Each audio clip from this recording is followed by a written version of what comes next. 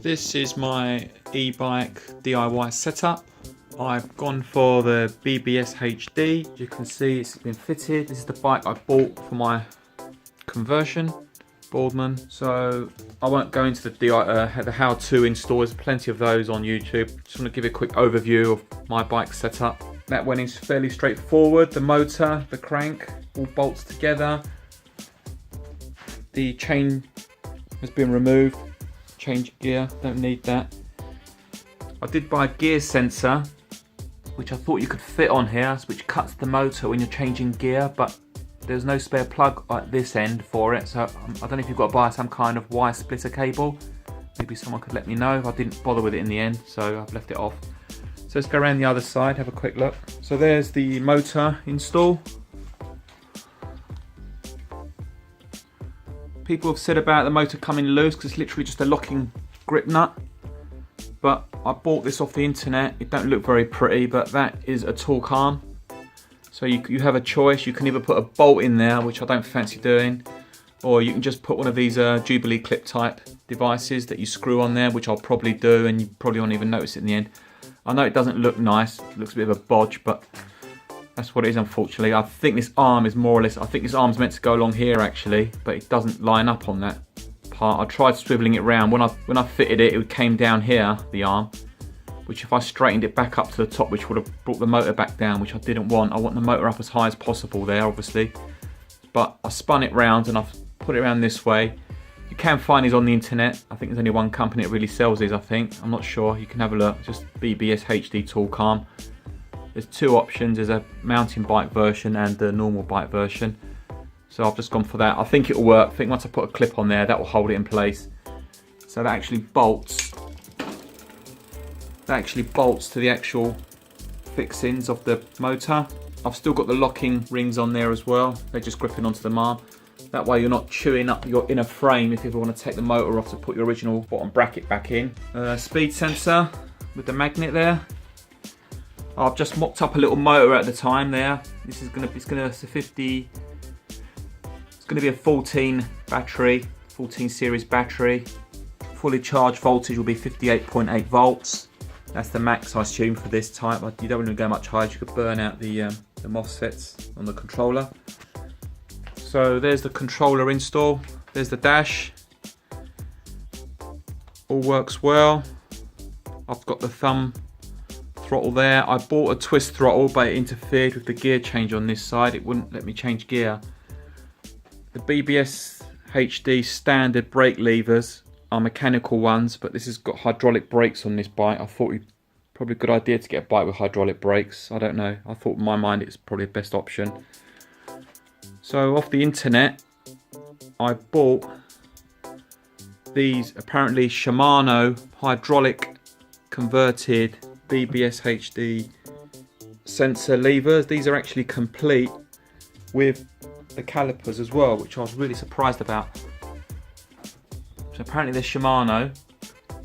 You can see what they've done. They've literally just, looks like they've just arrowdited the sensor straight onto there, but it does the job. It works, which is fine. It does the job.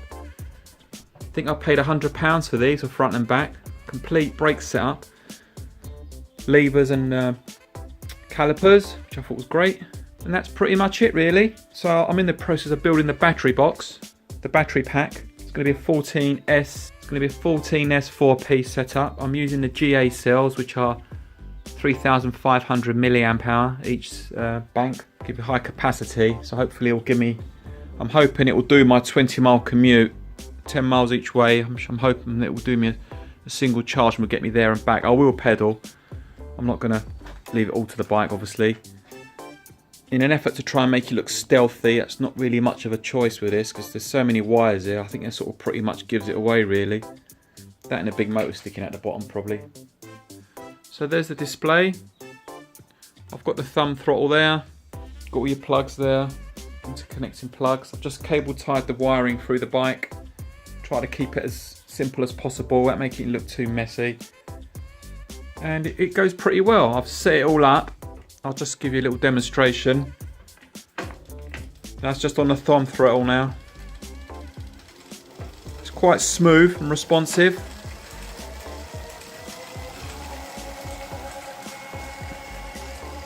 Just using front throttle, it's probably about half power. I'll just increase the power. So you can see the display going up. I don't know in real world terms if that speed is achievable in the real world on the ground. I'm still going, it's still rising.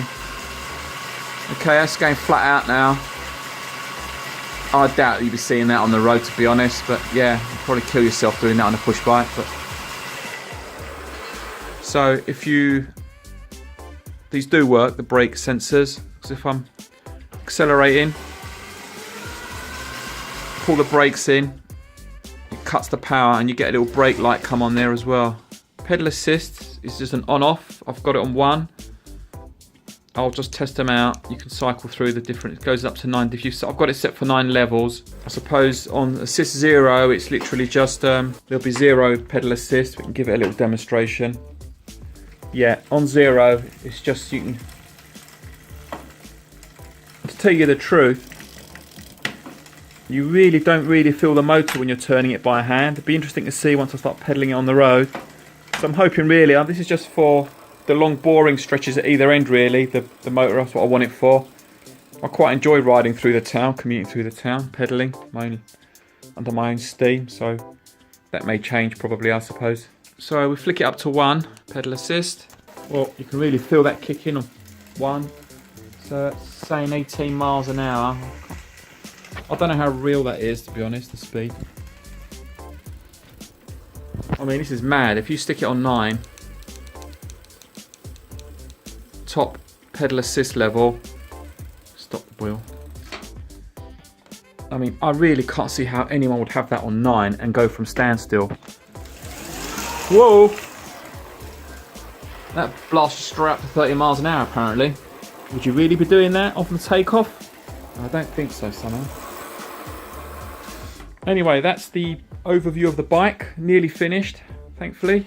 So what my intention is for the battery, I'll put the rack on. I want to hook up a pannier bag. I'm going to make a square battery. Obviously it's going to be square, I suppose. Yeah, I'm going to keep it like rectangular and I'm hoping to sit it inside, keep the centre of gravity low on there. And somehow I'll reroute these cables. Here's my little battery pack I built. That's just a single 14S battery pack I built with recycled laptop batteries. Works well. So there's my finished setup. Really happy with it. There's the BBS HD mounted there. I'll spin it around in a minute so you can see torque arm. Torque arm's on the other side. It's quite well hidden now actually. There coming up. I've Jubilee clipped it onto the bottom of the frame. I wasn't going to put a bolt through the frame. Fresh off the charger, before I went out for the ride, it was, the multimeter was showing 57.7. When I plugged it into the unit here, it was showing 56.3. So if it's lower, it's not a bad thing really. Then you know you're under voltage. So you know you've got that extra bit of leniency then on it. So this was my first run on the bike, my first test run on it. I've just completed a 20 and a half mile trip. I didn't expect to go that far, to be honest with you, but it was such good fun, I couldn't stop. And now it's showing a current voltage of 51.7 now, settled voltage. Yes, it does drop when you put it under load. So, really good fun. It was really excellent, I loved it. I had it on 3, which was actually sufficient for me, I found. It gives you a nice pull away from standstill up to about 18 miles an hour maybe, and it sort of holds off there, then you can pedal as much as you want. Yeah, I was really happy with it. I didn't expect to go that sort of mileage in one quick run. Really good fun. So the setup I've got, I've mounted a bag on the side.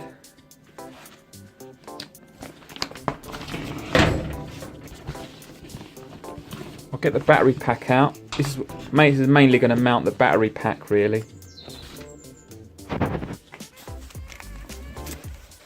So there's my battery pack. Now, So this is my bag I'm going to use. Battery's going to live in there. That's all going to get zipped up in there, so I've got space for some luggage as well. That's it. I think it's been quite successful actually. Looking forward to using it for work. Thanks for watching.